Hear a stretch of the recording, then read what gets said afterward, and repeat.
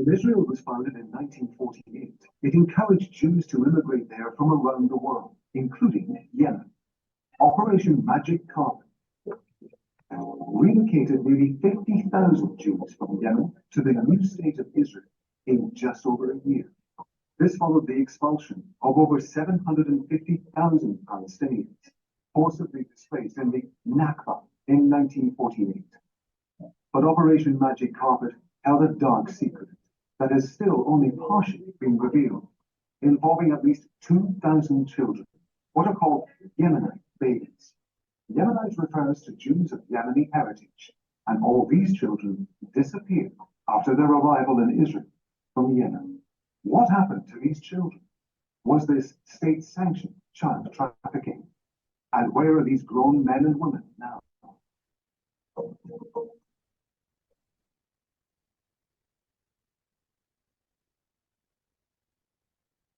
Gamal al-Mawdi from Al Jazeera Arabic's program, The Investigator, is from Yemen. He and his team traveled extensively to seek answers to these questions to the Middle East, Europe, and North America. In Boston, Massachusetts, he met a Jewish author and academic of Yemeni descent, who's researched what's known as the Yemenite Children Affair. Shoshana, how are you? Good. Welcome. Thank you so much. Thank you. To speak about a story that was, for me, very personal, but I also wanted to research it and treat it as an academic matter. So for me, this starts with hearing about stories of two aunts of mine, Hamama wa Amati Sadeh. They were both my father's sisters, and for both of them, their babies were taken away from them back in 1949, and especially one of them had a very shocking story where her child was taken away from her arms. Gamal asked about the relocation of Jews from Yemen to Israel. After the state establishment in 1948, and from the end of 48 to 49, the state airlifted 50,000 Yemeni Jews from Yemen, and they were situated when they got to Israel in different absorption camps. It's called lavoro in Hebrew. So different places around the country where they were brought to. And because they told the people that arrived that because they were housed in tin houses and tents, that the babies would be better off if they went to the baby house, which was built out of stone, that it would be safer for them, and that the parents can come and nurse their babies 3 times a day.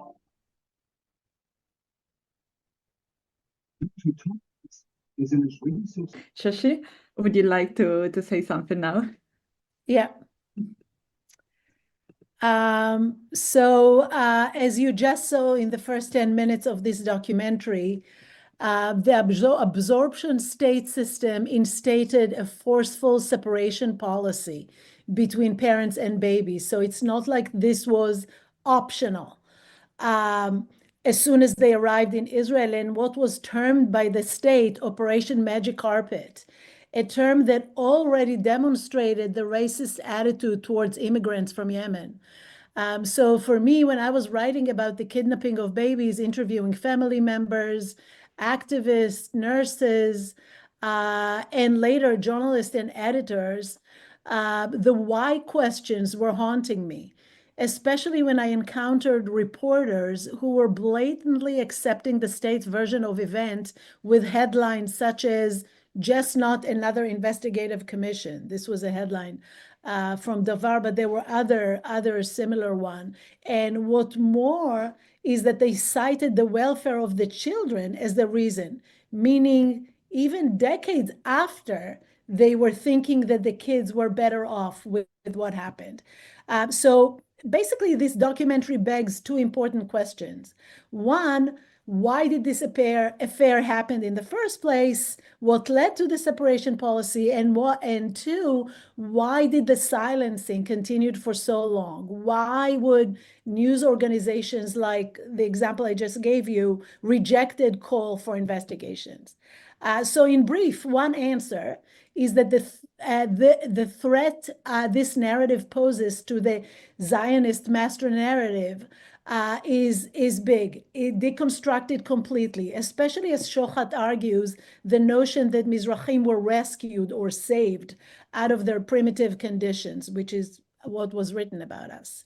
And while the rationale of Jews as victims is often used to justify the state aggression for defense reasons, as we see right now, it is directly contradicted by the story. This is the main reason for the continued denial of this affair by different systems of power, including the government, medical and legal systems, academia, and the media. So perhaps it is better that Elena translates. Ok, sì, allora faccio una breve traduzione. Oh, okay. Thank you. Allora, come abbiamo visto in questi primi minuti del documentario, c'è stata una separazione forzata tra i genitori e i neonati all'arrivo degli ebrei yemeniti in Israele. Non è stata una cosa che hanno scelto, sono stati proprio separati forzatamente. E questa è stata definita dagli studiosi operazione tappeto magico, che già riflette l'atteggiamento razzista nei confronti degli immigrati yemeniti in Israele. E qua dice che lei quando scriveva di questi bambini rapiti, intervistando tutti i familiari, gli attivisti, gli infermieri, si è chiesta proprio perché è successo. E soprattutto quando leggeva proprio le news dei giornalisti, la cronaca locale a proposito. Tutti hanno rifiutato le commissioni di inchiesta che sono stati fatti e dicevano addirittura che i bambini yemeniti stavano meglio in questo modo. Era una giustificazione per le azioni. E allora con questo documentario ci vengono due domande fondamentali. Il primo è perché? Perché è accaduta questa vicenda? Perché c'è stata la politica di separazione? E la seconda è perché c'è stato silenzio a proposito e perché tuttora c'è silenzio a proposito perché i media non hanno parlato di questa vicenda. E ovviamente la prima grande risposta è la minaccia che questa vicenda rappresenta per la narrazione sionista, perché decompone la narrazione sionista, perché mina le basi della nascita dello Stato di Israele, proprio le sue caratteristiche fondanti o quelle che ci vogliono far passare come tale. Infatti poi, come sostiene Shoat, mi pare, nel video, si sostiene che siano stati separati.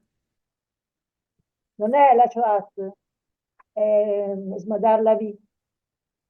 Il Ah. video, vabbè. Ok, scusa. Si sostiene che siano stati salvati dalle loro condizioni, diciamo, primitive. E questa è un po' la narrativa classica dello Stato di Israele che vuole giustificarsi nelle sue azioni per motivi di difesa e ovviamente per dare un futuro migliore. E qua dobbiamo decostruire questa narrazione per andare a capire proprio come è stato creato il sistema di Israele.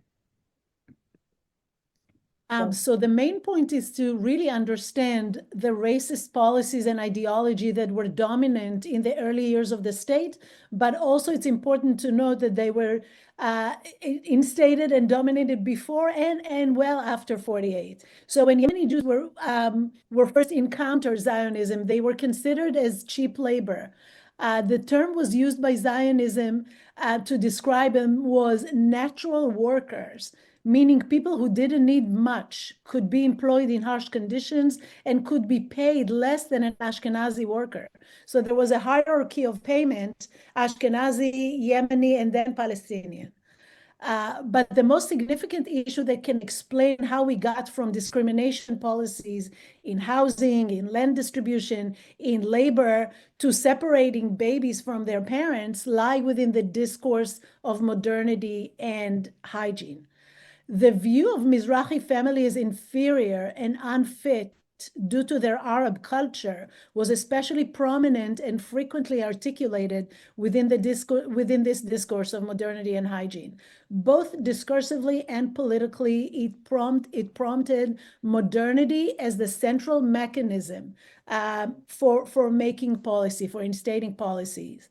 Hirsch framed the discourse of modernity and hygiene in Palestine and in other colonial contexts as inseparable from the overall colonial mission for the domination over the native population, a mechanism that she said was operating by enforcing racialized distinctions.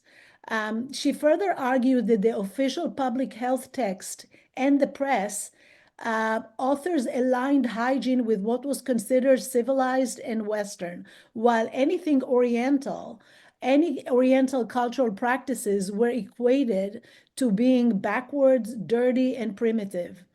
One striking example she uses is from a booklet that was published back in 1935 about infant mortality, and it described Palestinians as living, and I quote, amidst dirt, filth, and flies. They lack any idea of hygiene and methodic childcare. This view helps cement the notion that Ashkenazi Jews were aligned with Western values of modernity and hygiene, and both Palestinians and Mizrahi Jews represented what was viewed as primitive and ignorant Arab customs. More than that, the view of Mizrahim as lacking any sense of hygiene was tied into characterizing them as neglectful of their children. They were described as passive and devoid of agency and people that will never change.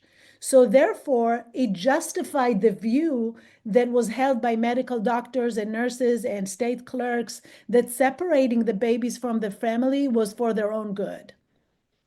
This discursive maneuver served not only to mark Mizrahim as the other, but also to exclude them from the collective Jewish identity by creating an us versus them dichotomy. Sorry. Yeah. Yes. Quindi per capire un po' come è successo questa separazione, dobbiamo analizzare le politiche dominanti nei primi anni dello Stato di Israele, che erano politiche razziste. Quindi sia prima che dopo il 48, cosa è successo? Gli ebrei yemeniti furono inizialmente considerati dalla classe dirigente sionista manodopera a basso costo. Infatti venivano chiamati natural workers, lavoratori naturali, cioè persone che avevano poche esigenze, che quindi potevano essere impegnate in condizioni difficili e pagate meno di un lavoratore normale askenazita. Infatti al tempo c'era una gerarchia salariale che era askenaziti, yemeniti e palestinesi, quindi in ordine gli yemeniti stavano a metà, diciamo, di questa considerazione, infatti forse è anche per questo che sono più integrati dei palestinesi. Ma come si arriva a queste politiche discriminatorie che poi si sono sviluppate in tutti gli ambiti, quello abitativo, lavorativo, di distribuzione delle terre e quindi anche di separazione forzata dei neonati dai genitori? Qua si parla di hygiene e qua vorrei un attimo chiarire questo termine perché non so se in italiano igiene rende pulizia. I don't know, maybe what do you mean exactly with hygiene? The cleanliness, that they're not clean enough, that they Oh. need to be taught how to be cleaner. Ok, esatto. Allora, quindi proprio è la nozione di pulizia, noi diremmo. Quindi si consideravano queste famiglie come inferiori proprio perché non pulite. C'era questa nozione di pulizia che divide molto la popolazione araba da quella, diciamo, occidentale europea. E le famiglie qua erano viste come inferiori proprio perché mancava la nozione di modernità e la nozione di pulizia e la modernità viene promossa come proprio un meccanismo fondante nella creazione di Israele. E vediamo un po', ci sono proprio quindi la creazione di distinzioni razziali attraverso la pulizia e i palestinesi, gli arabi e gli yemeniti vengono visti come sporco. Qua nel 1935 esce un opuscolo sulla mortalità infantile che descrive i palestinesi come persone che vivevano, e qua ha fatto una citazione, dice, in mezzo allo sporco, alla sporcizia e alle mosche, quindi privi di qualsiasi nozione di igiene e di cure sistematiche per i bambini. Per cui anche questa visione aiuta a consolidare l'idea per cui gli ebrei, per cui era meglio separare le figure, per cui i bambini vivevano meglio se venivano separati dai loro genitori. E tutte le tradizioni arabe vengono viste come ignoranti e come primitive. I genitori vengono visti invece come negligenti, come passivi, come privi di volontà o di capacità di cambiamento, per cui è nel loro interesse se i bambini vengono separati. E quindi qua finiamo con una distinzione tra il noi e loro, che è fondante della società israeliana, la nozione di altro, quindi gli ebrei da una parte, la loro collettività ebraica, e una dicotomia forte tra quello che è la collettività ebraica, e qua anche bianca e europea, e quella invece altra, araba, musulmana, palestinese, yemenita. And the second part of this point, which is just as important, and again, outside the possibility of criminal networks that likely profited from the trafficking of babies and children, it's important to frame this state belief that these children were saved by being put in better homes as part of the state mechanisms of silencing. This was something that later repeated in testimonies of nurses over and over again. So in the film, you can see it in the interview with Hadass Ziv from Physician for Human Rights. What's interesting in her interview is that she frames the medical establishment's reaction as an attempt to defend the establishment. This is a crucial point that I saw when I was talking to reporters and editors later on. And in this context, it's also important to mention Itamar Grotto from the Ministry of Health. He's also interviewed in the documentary, and his attempt to write a report that admits the medical establishment's role in discriminatory and racist treatments of Mizrahim in general, including their role in this affair. And unfortunately, instead of using his report as a springboard for an honest public discussion about race, it was another missed opportunity with the state once again finding, and his story, I won't get into all the story, but ultimately dismissing it. And lastly, I and others who were interviewed in this documentary, unfortunately, are not very optimistic about a clear path for reconciliation.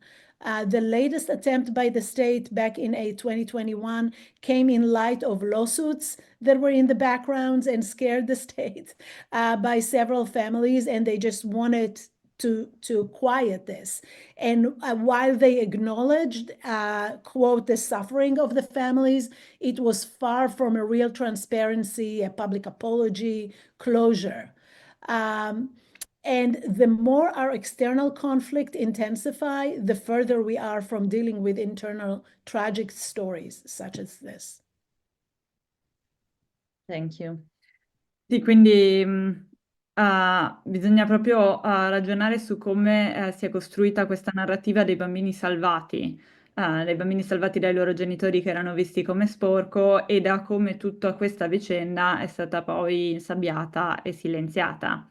È un tema che ricorre molto in tutte le testimonianze, lo si vede in questo documentario, come ovviamente in tutte le interviste che lei ha fatto nella sua carriera, dove tutti puntano a difendere il sistema, quindi tutti gli infermieri, i medici, le famiglie che sono state intervistate silenziano la verità per difendere il sistema. Anche Itamar Grotto, che era il ministro della salute, ha cercato di scrivere un rapporto che parlasse dell'apparato medico nel trattamento discriminatorio e razzista dei Mizraim. e anche la complicità di tutti questi nella vicenda. E anziché trasformare questo rapporto come un punto di partenza per una discussione pubblica su quello che è il razzismo, anche in questo caso lo Stato ha scelto di ignorarlo. Per cui proprio non si riesce a far trasparire la vicenda, non c'è neanche volontà di farlo. E purtroppo quello che lei pensa, ma anche tanti altri intervistati, è che si è lontani da un riconoscimento ufficiale di questa vicenda. Nel 2001 c'è stato l'ultimo tentativo in risposta alle cause legali fatte dalle varie famiglie e nonostante ci sia stato un riconoscimento della sofferenza delle famiglie, si è ancora molto lontani dalla giustizia che questa vicenda merita e che le famiglie stanno cercando di avere da ormai veramente tanti decenni. E purtroppo più questo conflitto si sta intensificando, più ci si allontana dalle tragedie interne, quindi più ovviamente la situazione diventa grande e importante adesso nell'attuale conflitto che viviamo, più tutta la fondazione dello Stato di Israele tende ad essere un problema secondario a cui non si fa più caso, per cui, e questo lo aggiungo, è importante avere eventi come questi in cui si ha l'occasione di parlarne.